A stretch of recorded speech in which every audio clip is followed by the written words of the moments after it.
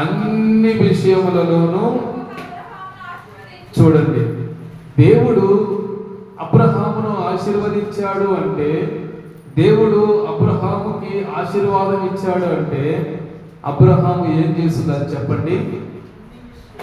అన్ని విషయాల్లో లోపడ్డాడు. ఈరోజు ఆశీర్వాదాన్ని పొందుకోవడానికి మన మందిరానికి వచ్చాం కదండి, అంతే కదా? దేవుని ఆశీర్వాదాన్ని పొందుకోవడానికి. The God's blessings you getting from the Lord. దేవుని దగ్గర నుంచి ఆశీర్వాదాన్ని పొందుకోవడానికి మనం వచ్చాం.